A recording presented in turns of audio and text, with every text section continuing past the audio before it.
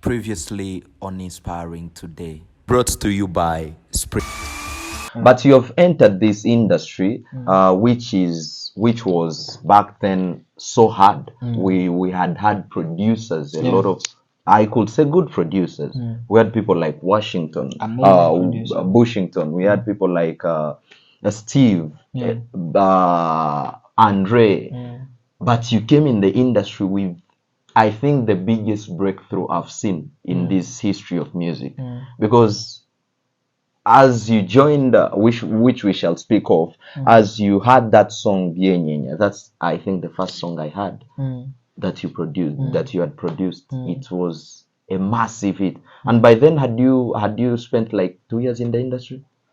At least background, like I said, I had spent some years, learning.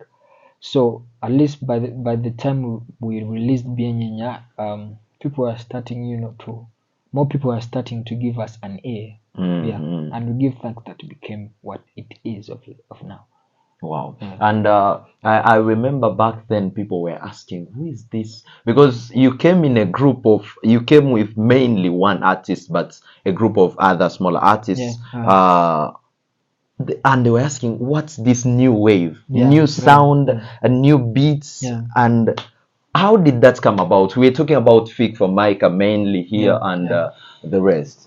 That's 2015, if I'm not mistaken. That's around 2015, 2016. Yes, 2016, around there. It's more about being into the thing. You being the music you want to put out. Because I remember a simple story about Bienyenye.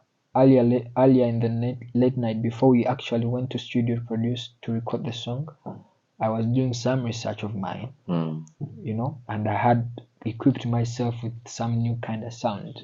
So when we went to studio, done for the session, I had to play some samples, some instruments for the artist, and I was like, yo, that's new, that's fresh. I was like, are you for real? Of course, I knew deep down this stuff is new.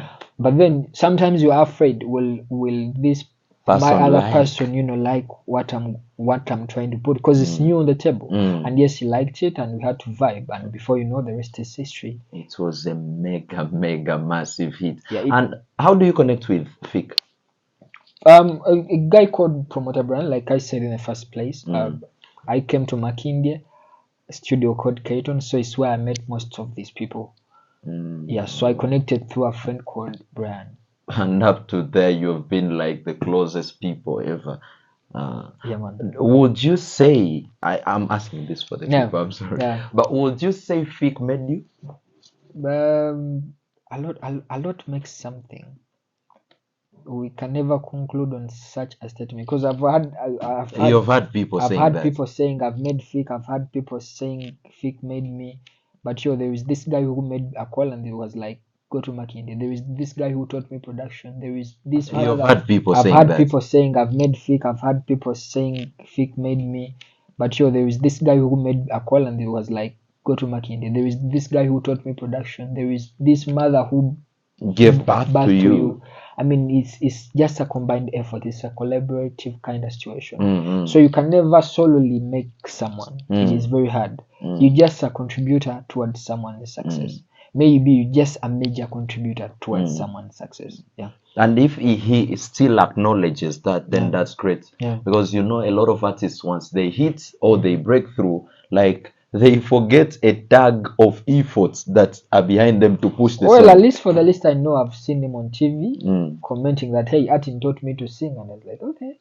Wow. And earlier on, if people didn't know this, you were also a singer in church, and that's why you've been bringing out comments and like music is so spiritual.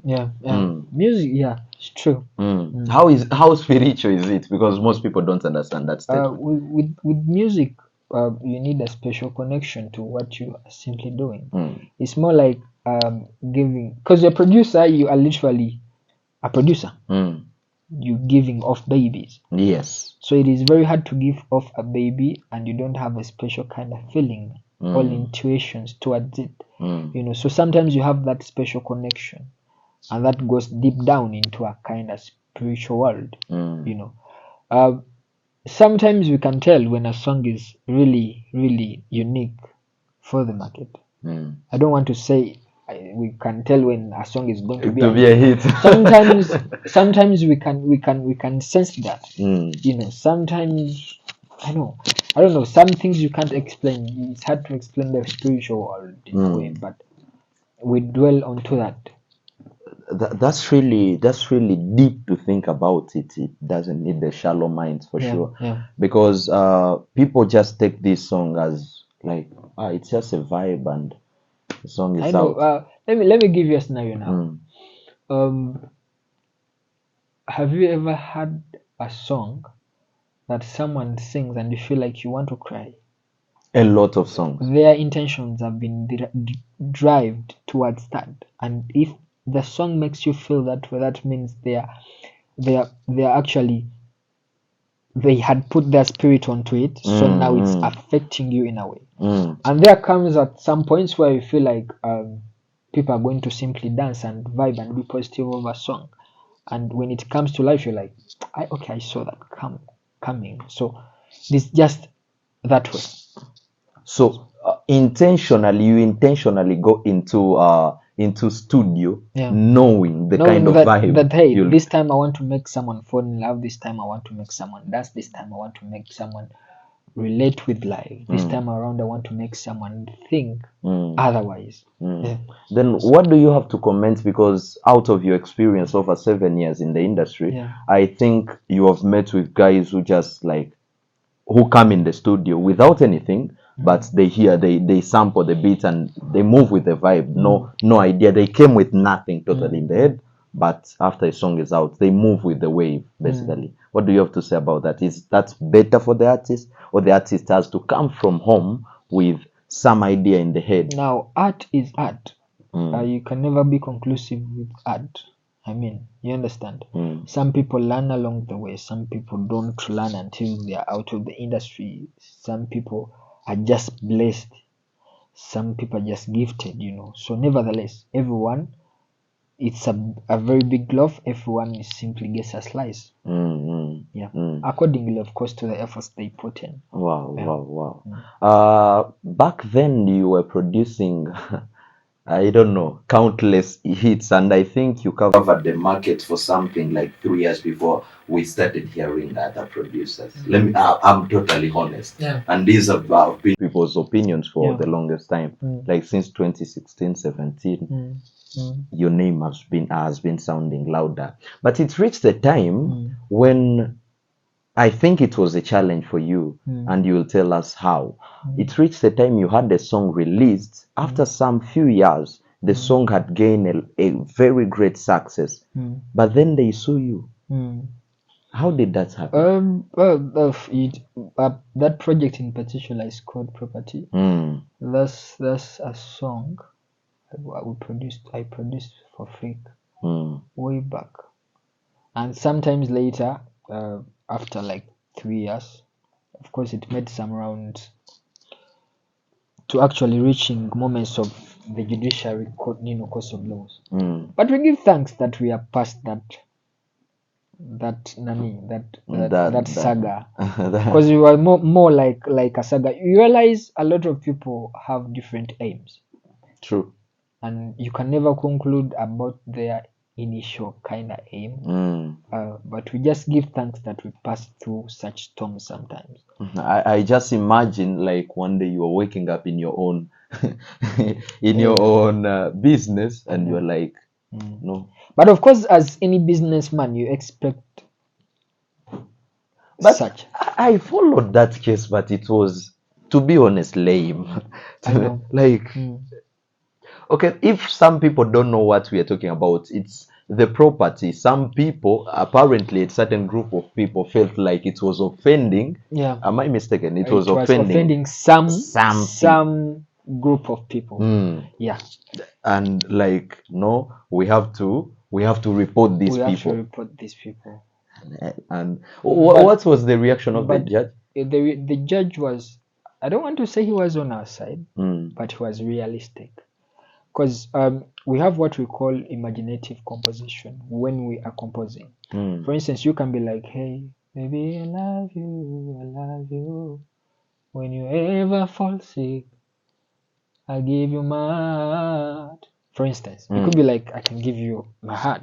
Yeah. So that means if you ever fall sick, you don't come from my heart. I was just, we were just imagining, we were just envisioning the future. We were just, it's just an imagination. Speculative art. It's just art. You understand? So when someone comes through and they feel like it is offending them in some way, then they have I don't know, I feel like they have some homework to do. I feel like they have to change their kind of perspective, because context is totally different according to someone's view, point of view. So that's what happened, and at the end of the day, we are glad that we had to conclude that, hey, this was just a different context, perspective of view, a point of view, but we are all good. And some people felt in particular like it's the feminine world which is attacking. Not really, because if you look into the analysis, into the trends, you find ladies loved the song more than even that song hit so hard to the ladies. I remember, by the way, back then in was it City Festival, Carnival, something, 2017, if I'm not mistaken.